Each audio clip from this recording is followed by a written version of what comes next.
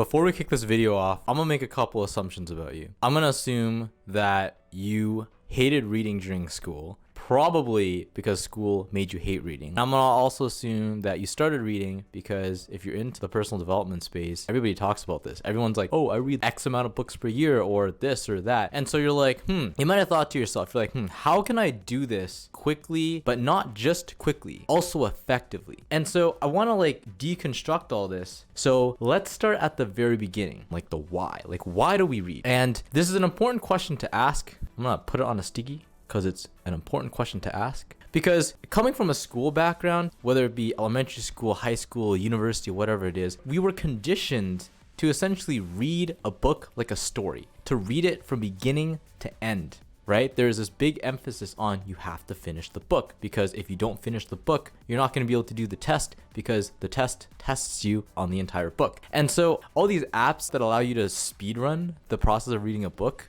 is optimized for that. It's optimized for finishing the book. But if you ask yourself why you're reading this, if you're like me and you read books because you're trying to figure out an answer to a probably complicated question that you have in your life, the entire point of reading is not to finish the book. It's not to say, hey, I read a book a day and I've managed to read 365 books a year. It's to learn. So if you're in this space and you're watching this video, you've probably heard of these terms before, but if not, I'll go through it. Active learning versus the opposite, which is passive learning. Active learning is when you learn something and you immediately use it, right? It's what I call instant value. You're looking for an answer to a question like, hey, how much protein do I need to eat a day and how do I do it? This is one of the questions that I had in one of the books that I read recently. You go into the book, you find the answer, and bam, you implement it into your daily routine. You start taking the correct amount of protein at the correct intervals. So that's instant value right there, because you're looking for something, you find the answer, and you immediately apply it to your life. Passive learning is more devious because it makes you think like you're learning something. You're like, you know what? I'm kind of bored, but I'll pick up this book and I'll read it anyways, because why not? Maybe I'll learn something and then maybe it will be useful in the future. How many of you have said that? Because I've said that so many times with YouTube videos, with books. Maybe this will be useful in the future. Hot take, if you're not using it right away, it's a waste of time. So this goes back to like the ask, right? Is really figure out why you're reading and what exactly you're looking for. I'm also going to assume that you're reading, personal development books and not like a storybook, because this advice would not be relevant for that. And then that would naturally lead you to looking for books where you can actively learn and use the stuff that you're reading. So my hot take on this, the philosophy behind how I read books, is I treat books like a dictionary and not a story. So what does that mean?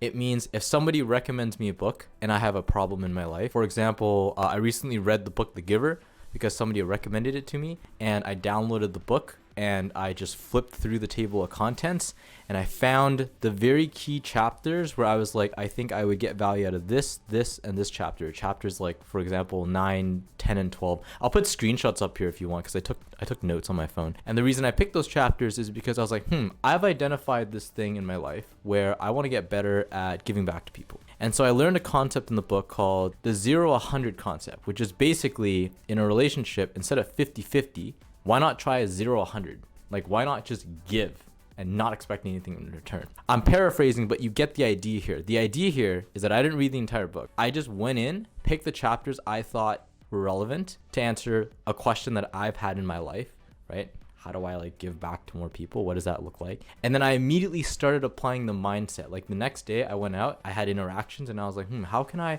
0-100 this? How can I 0-100 this? So it's immediate application. So instead of flexing the amount of books you've read, you're flexing the knowledge that you've learned, because you've actually used that to make positive changes in your life. So I wanted to make this video because what inspired this was I watched I think it was like a webinar or like some sort of like live Q&A or something. And this one guy was like, I have this goal to read like a book a week. And to me, I was just like, but why? Why do you want to read a book a week? Is it really something important enough to you to dedicate that much time per week to read this book? And in the past, I would do things like, I would go on YouTube, look at the video summary, see if like the book is a good book, a quote unquote good book. But the entire point of reading a book shouldn't be that it's good or like the story's good or it's well written, right? Like the entire point of reading should be to learn, right? If you're reading these types of like books that you want knowledge from, it should be to learn. So figure out what you're learning first before you decide to go in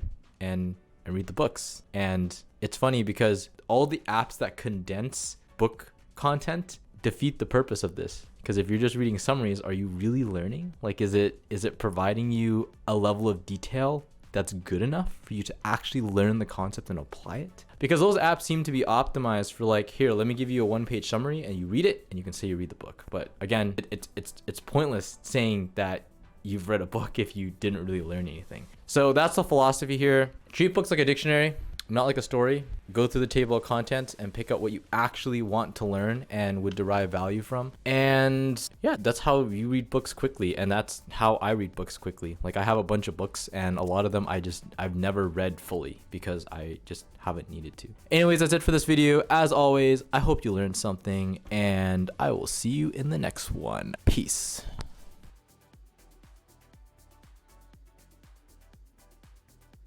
Oh yeah, by the way, I forgot to mention, if you want to quickly download books and you haven't heard of LibGen, I'll throw a link down in the description below. It's really easy. Like, every book is on there and you can just download it for free. So that's what I do. And then I use like a EPUB app on my phone and I read books and I take notes that way. And in addition to all this, just to make sure, you know, we're on the same page, if someone recommends me a book and I think it's useless, like if I skim through the table of contents and I'm like, there's nothing here that I think is relevant to my life right now in terms of the things I want to learn, I just don't read the book.